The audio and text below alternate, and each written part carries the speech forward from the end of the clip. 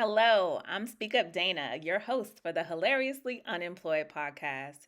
These podcasts actually originate as LinkedIn audio events. It was very important to me that I have these events on LinkedIn because my ultimate goal is to get someone interviewed or hired through this podcast and the events. I think it's so hugely important that we're using a social media platform dedicated to professionals and career. If you would ever like to join us for a live recording of the Hilariously Unemployed, feel free to connect with me on LinkedIn, Dana Duckworth, and you too can ask questions of myself and my guests, like you hear me reference in the episodes when I say I'm bringing somebody to the stage. All right, y'all, it's time for the show. Please enjoy the Hilariously Unemployed. And so, without further ado, I will say hello and happy Friday. I am your host and favorite opportunity seeker, Speak Up Dana, Dana Duckworth, or the Big Speaker. Call me whichever you like, as long as you call me when there's an opportunity fitting for myself. I am so excited that you all have taken time out of your Friday to come and kick it with me on the Hilariously Unemployed audio adventure. So the purpose of this audio event is really to support others, other opportunity seekers like myself, including those who are impacted by layoffs, those who have employment gaps, termination, those looking for their next role, and anybody else who just wanted a little kiki on a Friday, but also wanted to hear some of the thoughts of those who are unemployed, seeking their next role. And everything that I do comes with a message. So even if you're not in that space, hopefully you can receive something that I'm serving up today. So why the title of this audio cast? Humor is literally infused in every aspect of my life, from the really sad times to the really happy times. I can always find some comfort, some space, some joy when it comes to humor. And to be honest with you, myself and all of my guests that I've invited on this platform and will continue to do so are extremely qualified. So that's why it's so hilarious that we are unemployed. Before we get going and I introduce my very, very special guest with you all, I want to give you some housekeeping items so you know the ropes and what happens here. Should you need captions for today's event, you can click the three dots that are right above the little event box, and you will be able to toggle those on for yourself. The first part of this event is going to be audio only. So I'll be talking to my guest. I'll be asking some questions, providing you all with some information.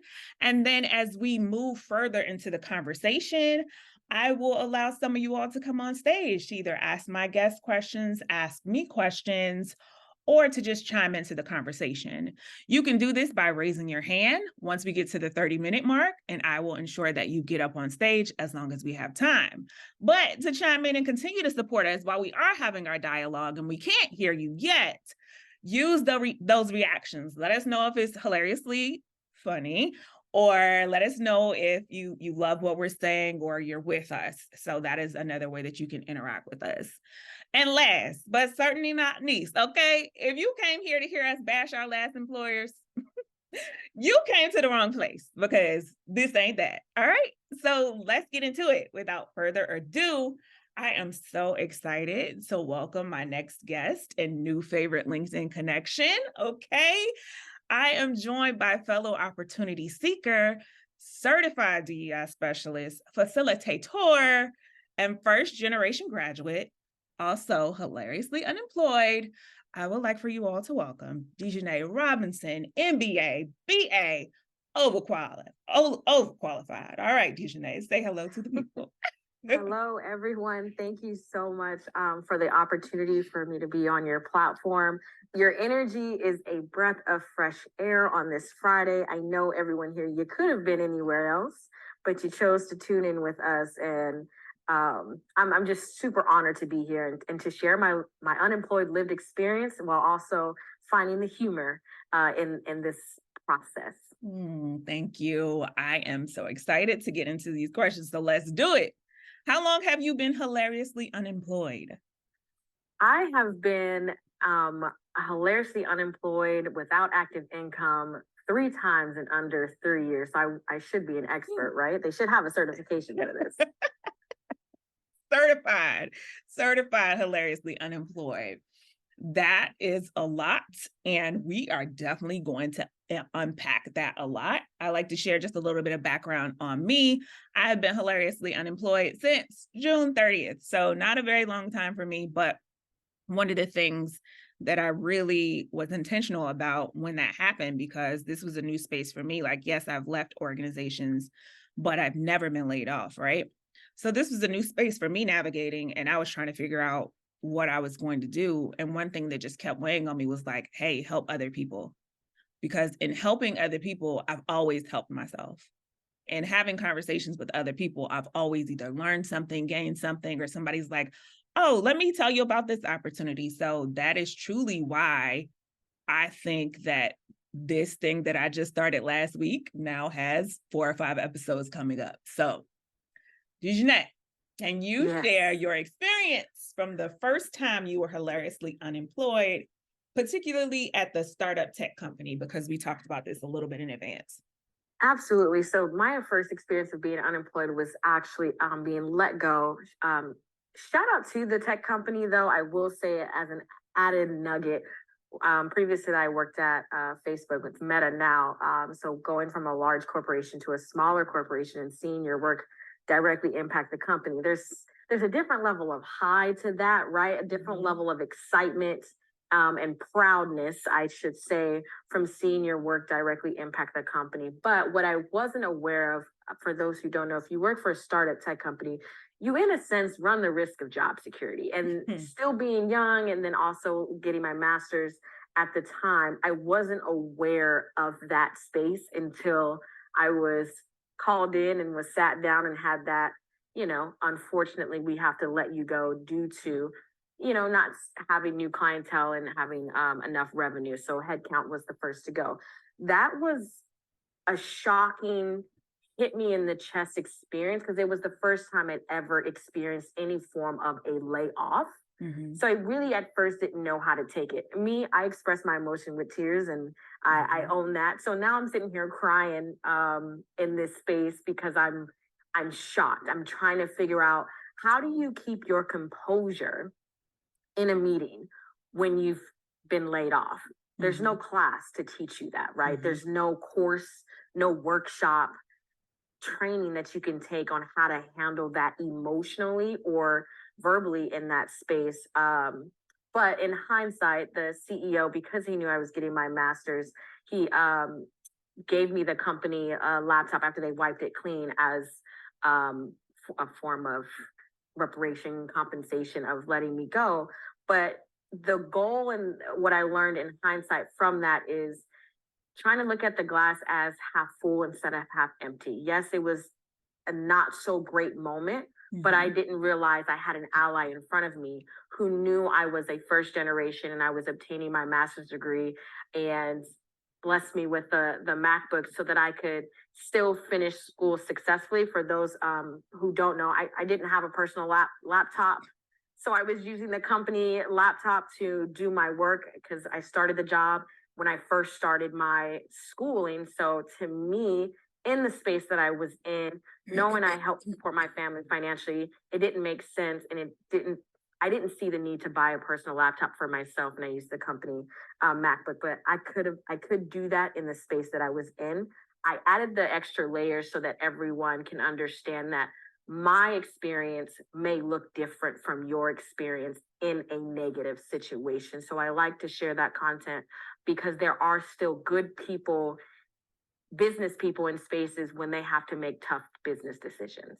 Yes, that's a word right there, honestly. And my guest that I had last week, we talked about the same thing. Like, our company was like, yes, you can keep your laptop. And it's so important because you honestly don't know, like, if that's a person's only laptop, and just that small act of kindness, because they're typically not going to repurpose them. They're typically, especially if you've been there for multiple years. Now, if you just got hired last week, yeah, send that back. We're going to send it to the next person.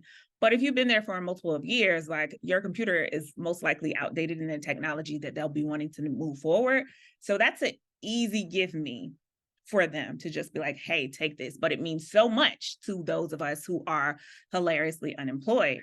Another thing that you said that really stuck out to me is like, hey, your emotion came through in tears. Same, sis. Okay. When I say Yeah. I was on that Zoom call, like, okay, like it was a heartbreak for me because I gave it my all and I loved it so much. And again, it was in that startup space. And for me, that was the first time I worked in a startup. And just like you, I love the idea of saying, oh, I came up with this idea on Monday and now they're rolling with it. Like it's a thing, it's happening. So you get to see that real-time action on what it is that you're doing. And to lose that was so painful for me. However, I didn't lose it because I'm creating it. Like I'm creating it outside of an organization and I can still have those moments. I am a startup. I start things up. Okay. I get it started. So that is something that I just wanted to post on there. You are giving me gems. Okay. But Absolutely. we have something in common, and that's that HBCU. Come on, HBCU grads in the room. If you're an HBCU graduate, just Just put a give us thumbs up. James. I knew that was Fist up, coming, James. something. I knew that part was coming. Okay. HBCU proud. Delilah, I see you. Yes, I am a Spartan. Y'all better be whole. But tell me how your attendance at Houston, was it Tilson University? Tilson, yes. Yes, shaped your career path. Yes, so you know how we do. I'm a product two-time graduate of the illustrious Houston Tilson University, based in Austin, Texas. It is the only HBCU in Austin, Texas, and it's the highest and oldest institution of higher learning in Austin, Texas. And if you don't know, now you know. So the work going to an HBCU, man, when they talk about the HBCU experience, and it wasn't until I graduated that I was able to reflect and look back. What did my HBCU experience look like? It was a plethora of things. It was watching Brown Sugar for the first time my freshman year. It was creating my own volunteer service. Our mascot was the Ram, and I created Ram Crew because I wanted to give us opportunity to volunteer within the community, and I took that initiative. The one thing I love about going to a smaller institution, and specifically it being an HBCU, is the space for innovation, the space for creativity, and then a safe space for me to fail and then be comforted and then given the tools to succeed. That is the main joy, breath of fresh air that I use in all the spaces that I navigate, that I learned on my campus, because we know historically what HBCUs were and what they were created for, but we don't really understand the psychological impact that that has until you graduate, you leave, and then you go into corporate America, and those spaces don't look like the product of what you just came from. So how do I tie that into my spaces?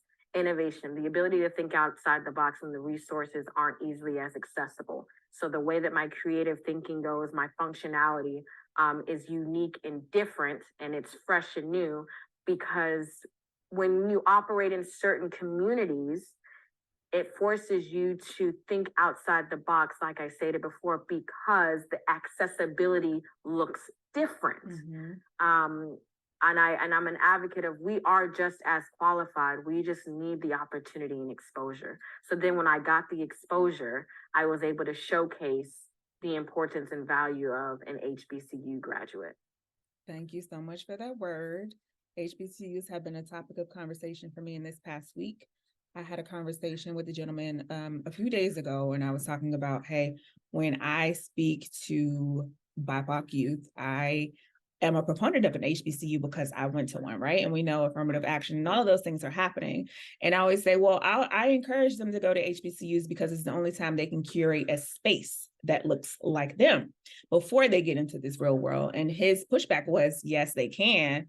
However, for me, it was a culture shock because he said for him, going to a PWI kind of gave him a little bit of an edge because he was already used to navigating in those mixed spaces. Whereas for some people that he knows who went to HBCUs, getting into the corporate landscape, and now you're not in that curated space where you feel safe and your identity is completely seen, and you find that solace in their psychological safety, and the people just get it. It's definitely a shift. So I think it can go both ways, but HBCU is for me in the way that ride or die. It's the way that I land there. Okay, so let's get into this hilariously part. Let's talk about how you currently spend your days as an unemployed opportunity seeker.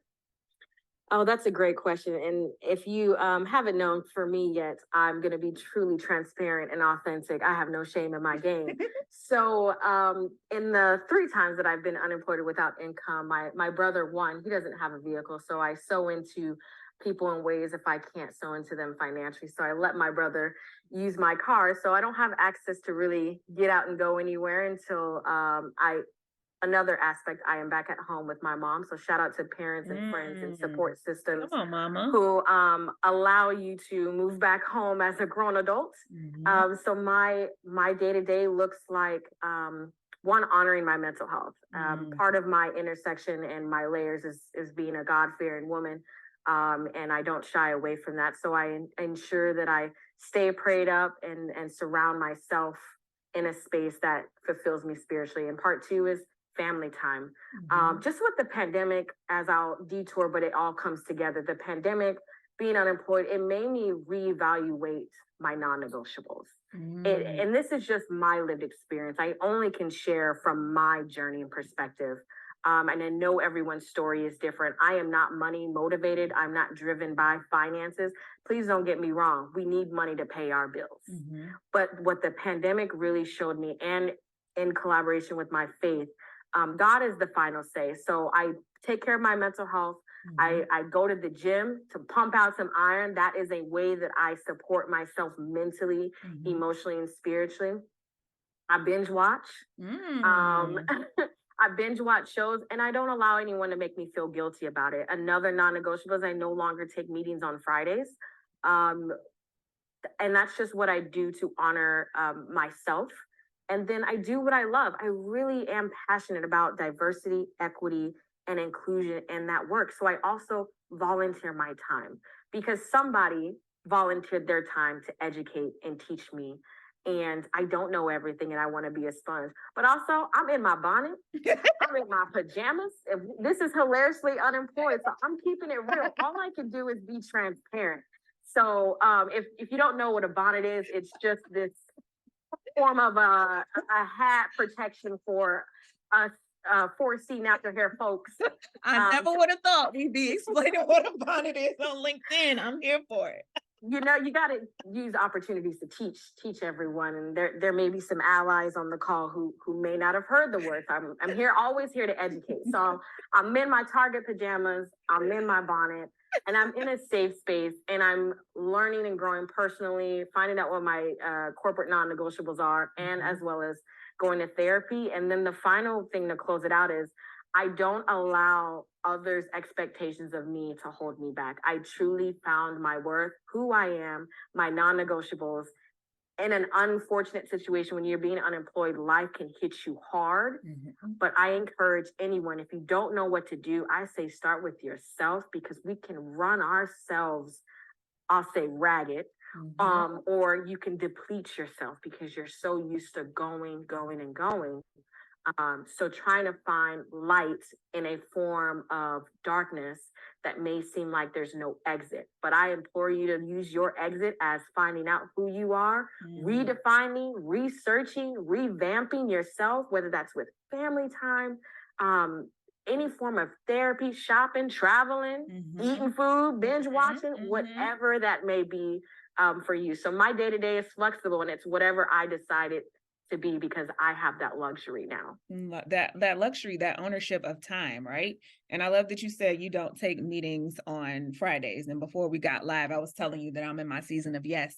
And next week, I'm going to have to start setting some boundaries around being in my season of yes, because I'm back to back to back to back to back. And it's because I feel like I'm in a space where I have to go and I have to try and do everything because I'm unemployed. So I have to be constantly seeking, but it's starting to catch up. And now it's like, hey, you've started all of these projects, you started these things. Now you need to figure out which one you need to roll with and get there. And you can say yes, but you can say yes, not right now. Or you can say, yes, this is amazing, but this opportunity is for somebody else in my community, which I just had a conversation about a few minutes ago before we actually jumped on this call. So thank you for really giving our audience some gems there. Of course, Yes, I would like to add one more thing Yes, of please. productivity, right? Productivity is subjective to whom you're speaking to, right? So Mhm. if you are unemployed, your productivity doesn't have to look the same when you were employed. And that could be a rhetorical, it could be a hypothetical, it could just be a food for thought to ponder on. You know, you in a sense you've become your own boss. So my advice is to readjust your commitment to one balance, equal home life, work life balance. So find that time to, hey, I'm on LinkedIn for X amount of hours searching for jobs. Hey, I'm on FaceTime with my girls or my boys and we chopping it up for this time. Then I have my family time. Then I have me time. You have the time to figure out what is of true value to you, but everyone's lived experience looks different. And I only can share what I've used that works best for me. Yeah. Thank you for sharing that. Okay, so let's go. Let's head on over to Google, right? So I know that you experienced a layoff from Google. And what did you learn about your true purpose when you were there and how it didn't really align with who it is that you are and what you wanted to do? Absolutely. So my experience at that organization, at that company, as I stated earlier, I'm not motivated by money. So, but I'm not going to cap. The bag was there, right? The I am. So income. Google, call me. I'm available. Okay. So the money was there, you know, that we know the tech companies or organizations, they feed you. Mind you, I haven't really had a grocery bill since I first started at Meta, then my startup, and then at Google. So life is a little different when you're unemployed and you didn't have to worry about food previously, and then cost of eggs is getting real disrespectful. However, um, I didn't feel like spiritually I was fulfilling my purpose. So think about the things I'll speak for myself, the things we want, the materialistic things we can hold in our hands. I had right in front of me going in the office, you know, the food, the snacks, the hype of, girl, you work at Google? I'm like, yeah, y'all, I'm here. But as I stated before, as one of my intersections of being a God-fearing woman, I felt like I wasn't in my purpose of helping and alignment and making true impact. I'm not saying you can't make impact at large organizations, a small organization, a startup. That's not what I'm saying. What I'm saying is what I know God has called me to do and my purpose. I felt like I didn't fulfill that in that space. And I know we talked a lot about your faith. And my next question was, how has your faith supported you through this time? But obviously, it's apparent how your faith has helped you navigate in this space. But I want to leave space for you to give us a little bit more about how your faith has really supported you as you've gone through this hilarious unemployment, not one, not two, but three times. Yes, 3 times. I tell you, I'm an unofficial expert. So for those on here, if your intersection is not a believer of God, Christ, maybe it's the universe, stars, alignment, energy, whatever that source that you lean in on for support, right? Mine just so happens to be God. Let's talk about the downsides of being unemployed, what that does to you mentally. Then you start doubting yourself, right? Then you get imposter syndrome. Then you start thinking, you know, am I not good enough? And me being a millennial, understanding how I was raised, especially adding another layer of my intersections of being a Black woman as well. You got to go to school. You have to go get the degree. You got to carry yourself a certain way so society doesn't view you a certain way, right? And then I get the degrees, I get the certifications, and being first generation in my family as well, and not being able to go to my elders for guidance and support because I'm the first, I'm the trailblazer. So the only thing I had to lean on, as I get emotional, I express my emotions through tears. I had to lean on my faith, right? I had to lean on that because mentally it was exhausting to be unemployed and to see what was the point? What was the point of going to school? What was the point of getting these degrees? What was the point of learning? And I've been unemployed 3 times in 3 years. I could have lost my mind, and I'm just being transparent because there may be someone on this call experiencing the same thing that I've experienced. I could have lost it. And I just had to, I had no other choice but to lean on my faith, because his word says he'll never leave me nor forsake me. And he is the author over my life. And I didn't come on here to preach, but I have to be obedient to who I am and what God has called me to be. And he is the head of my life. And delayed does not mean denied. And everything that I've experienced from the time I was born into this world until this moment being on this amazing podcast has equipped me to be the representation I didn't have for the spaces that I now walk in and operate in. You gotta say that. That was the word. That was a word. I am a huge believer in energies and forces. And at the end of the day, being a good human is my basic foundation, right? And I share with you that lately I've been feeling this force, this energy, this push that's just pushing me.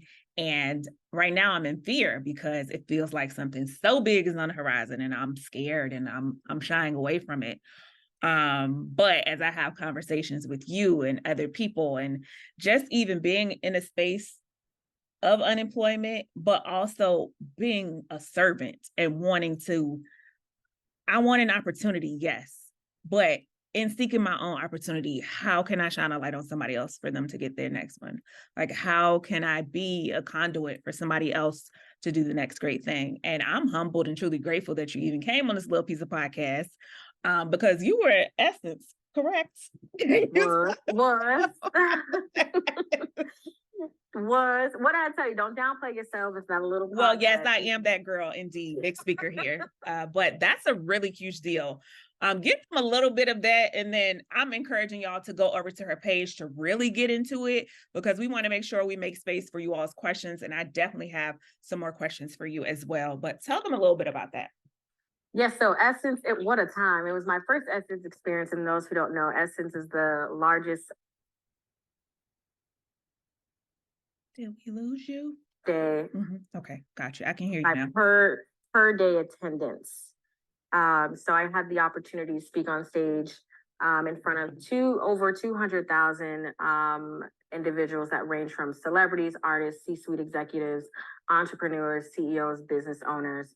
And I got the opportunity, when you shout out your HBCU and you show how proud you are, it's not pride, it's proud. I'm proud to be who I am because I know what it means for my community, from my visual representation standpoint. So speaking on that stage and sharing a snippet of the importance of diversity, equity, inclusion, despite what legislation is saying in politics, and we ain't gonna get into that. That's a different podcast, different day. But it's my excitement and passion and being in a room where resources and information of this subject is not discussed in the spaces in our community. Yeah, we kiki and at the barbecue and at family reunions about stuff, but I'm talking real tangible representation of someone going back to the village with the blueprint. And I was able to shed light on the value and importance of DEI, and then what microaggressions, macroaggressions, and all the isms that DEI lies, and specifically the example that we talk about of "you're so pretty for a dark-skinned girl," and how that me as a beautiful chocolate, dark-skinned, natural hair girl, woman, but when I was younger and people would say, "Oh, you're so pretty for a dark-skinned girl. Oh, you speak so articulate," I would laugh and say thank you. Yeah. When it's not a compliment. So that was a part of what I was able to speak on at Essence, in front of a community that I can relate to, and share that insight, because I've learned things, and I took that opportunity to showcase my knowledge so that we all can be aware of the isms of DEI. Wow. Okay, next year, put me in your suitcase. I want to come. You're a really big deal.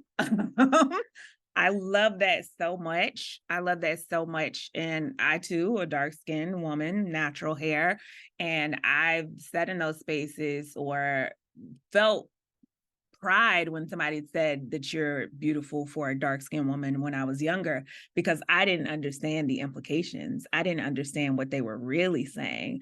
I didn't understand how they were trying to single me out from a group that I belonged to. I really didn't understand that at that time.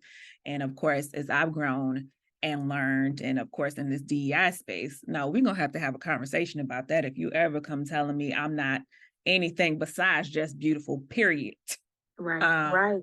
We have to get into some things. So thank you for bringing that up. All right. The purpose of this is to get someone their next opportunity. So if you all have any questions for myself or my guests, now's the time to go ahead and start raising your hand so that you can come up on stage and we can really get into it. So it's if you have comments, questions, concerns, whatever, raise your hand and I can start to bring you up on stage. But D'Janae, what's most important to me is that you tell the people where your next role ideally would be, like what geolocation, where you want to go. And then if somebody is looking to hire a boss like yourself and all that you encompass, what is that ideal role for you? What type of employer, what type of space we talking? We know big corporation, you said maybe was not your thing. What is it that you want? And what do you want people who have seen you and heard you today, when they're in a space of somebody having an opportunity to be able to say, oh yes, I know someone who could possibly help you with that. What do you want that to look like? Absolutely. So pre unemployment, I'm like, man, run me the bag, send me to the place with the money. Because like I said, we're gonna be real. We have to pay our bills. We have to live. However, in my season of growth, yes, I know what my financial worth is. However, it's the freedom. And the only time sometimes we hear freedom equated to financial freedom, when you make the coins, the shmoney, right? Then you have the ability to have that freedom. I'm tired of that narrative. I'm breaking that narrative in myself, and I'm no longer receiving other people to project that narrative on me. So I want freedom. Freedom meaning, if I need to take a mental day, I don't want to have to explain the why. If there's a family issue, I don't want to have to feel obligated to continue doing my task and can't disconnect from work and be with my family. And then truthfully, if I just want to go on vacation, I want to be able to take that vacation and be off. But if I decide to work and be in Bali or Dubai or the Maldives or Africa, I also want to be able to do that. And I understand that may not be everyone's lived experience, but I just have passion to believe the people create the policies. We create the procedures so we can change them. And that ideally is what I'm looking for, freedom in whatever I think that looks like. But of course, I know we got to get the work done. But I think, work and play balance, that true balance that we talk about, can be done. So ideal role, I don't really have a name for it. I don't have a title for it. Currently, I am the chief of staff for RHJ Consulting. Robert, CEO and owner, is on the call, as well as my coworker Lee Hall. Shout out to them. So at the moment, right now, this opportunity is a breath of fresh air. It's refreshing because it allows me the freedom. But I am always looking for, as an advocate for DEI, that's why my open to work banner is still on there, because I'm always open for opportunities. I'm always open to be in a space to speak. If you're looking for a speaker, a panelist, someone to do workshops, I'm that girl. And if it's not me, if you don't think it's me, I know somebody that knows somebody. So continuing to educate despite what legislation says, because my intersections, I'm still Black in this space. I'm still Black in this world. And y'all not about to erase me. Y'all not gonna forget. And that's the hilariously part, because I'm here to stay and I'm here to educate and I'm here to learn. So that's what I'm looking for. That's the dream. That's the desire. Still looking for speaking opportunities to educate, grow, and learn. So shoot me a message, connect with me on LinkedIn. I'm always ready to chop it up and chat. Okay. Is that the best way for anybody who has those opportunities to connect with you? Is it LinkedIn? Do you want to drop any socials or email for them? So LinkedIn is the best way when we're talking business. I really do my best to create a boundary to keep my personal and business life separate. Even sometimes they do intersect. So if you are looking to hire me for an event, yes, LinkedIn is the best way. My email, if you reach out, it's in my the contact tab on my profile. So you can definitely connect with me. I am a personal person. I love to chat. My mission and goal, as I say this before we go to questions, is I want to create safe spaces to facilitate authentic, gut-wrenching, courageous conversations. Mhm. Why do I say gut-wrenching? Working in DEI, talking about equality, the isms, it's not fun. And sometimes it's scary. But, you know, even culturally, we have these conversations every single day. All the time. There was academia just created a name for it. But my lived experience is what we talk about in these spaces. So I want to create a safe space. And I feel like communication provides clarity and understanding. We have to start sharing our lived experience in this, quote, mosaic, equitable table that I believe we can create. And last nugget is I always share this example of cultural blinders. So if you think about a horse and that hat that they wear, it's called a blinder, right? It's so that they can stay focused on the task at hand, on the path in front of them. They don't get distracted from their peripheral and what's on the left or right of them. My job, my mission, I want to take off those cultural blinders. I want us to be aware of the different cultures that are around us, the ageism, educationalism, the different socioeconomic levels that are at this equitable table that we keep talking about. And I always joke, this is the hilarious part, is so when I'm eating my mama's homemade rib, barbecue sauce, and sweet potato pie, and then the person sitting next to me is eating whatever their cultural food is that they enjoy, we're exchanging over food because your girl loves carbs and I like to eat. And now the conversation is different because we're including everyone. So I always like to share that in the spaces that I'm in to give people an insight of where my passion lies. And I like to eat. And one thing I've been doing though, since I've been unemployed, is putting on some weight. I mean, I don't have no shame in it. I'm just saying. No, you in your thick season like Janelle Monáe, and that is okay. Period. I bet y'all did not think y'all were going to hear the words thick or Janelle Monáe when you join this. Also, not bonnet. I'm going to have to start doing hilariously unemployed bingo and put out some keywords that may come up for the people so y'all can start playing along. All right, Lily, I saw you had your hand up, but you dropped it down. Can you please raise it back up? We'd love to get you on the stage. Anyone else have a question for me, my guest? Please do not be shy. All right, Lily, I'm bringing you up to stage. You are here. Can you unmute your mic and talk to us, please? Yes, sir. Yes, sir. Can y'all hear me? Yes, ma'am. Awesome. Well, hello. So I'm currently unemployed as well. And D'Janae, I've been following, been following your story and everything. And it's just truly inspiring, honestly. It's kind of like one of those things where I'm like, when I grow up, I want to be just like her. And like, so you said that you were unemployed and without income 3 times within the last 3 years. This is my first time being unemployed and, in the same situation, full transparency, without income. And you talked about diving into your faith and also taking care of your mental health. How do you lean into your faith and maintain your mental health, knowing that, like, that lack of income where you're just like, all right, like, how am I going to get through this? Where am I going to, like, what's going to come up next? Like, I understand, like, I'm a Christian as well, and I have faith in God, but I also feel like part of me is a realist where it's like, I live in the real world, like I have faith in God, but my bills still got to get paid, baby. So, like, how do you lean into that and into those two, maintaining your mental health and also leaning further into your faith? Absolutely. I think that's a great question. And it's a real question, right? And I love the aspect you said. You're a realist, right? Because sometimes what the flesh and the spirit say, I'd be like, Lord, that don't make no sense to me, right? So right. I joke, but I'm serious. I've had some real thug conversations with my capital G-O-D. Because I said, Lord, your word says this, but listen, the way these bills are set up, the first of the month, I don't know if this prayer is gonna make this bill be paid. So, in all seriousness, like I shared before, I have a support system. I have a mother.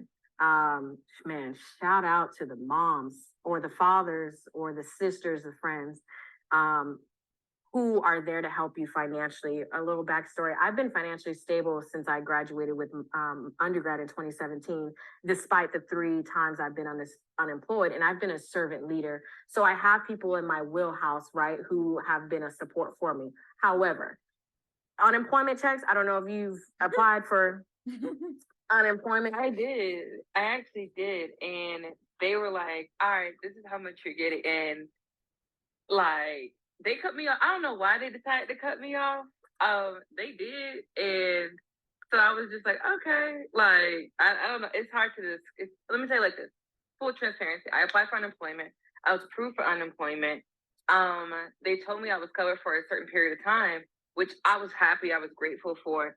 And then unfortunately, I had to call them because the website was doing something weird. And they actually informed me that they actually reduced the amount of time that they were going to provide me unemployment. Wow. So, and they never told me why. They never told me why at all. I told them, I asked them, like, is it because of the amount of jobs? Because I can show you, like, my email looks like just LinkedIn. Your application was submitted. Indeed. You know, like on a regular. So they never told me why, but yeah, so I'm kind of sitting over here like, look how you said, like, yo, God, I love you, but you know, your word says this, but baby, the bill still is coming due, you know? No, absolutely. What you're saying is truly transparent, and I've had moments where I've cried out. So what I want to do is even connect with you offline, because I understand that I do understand the power in prayer, and it may sound cliche to those who may not understand the power of prayer and really leaning on that, but it also can be hard. I'm a realist as well, and I know that, you know, lean not on your own understanding.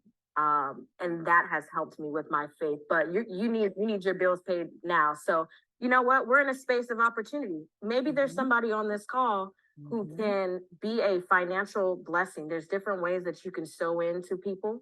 And I encourage people on this call to reach out to Lily and help her out financially. So my charge is to lean on your network. That's my advice.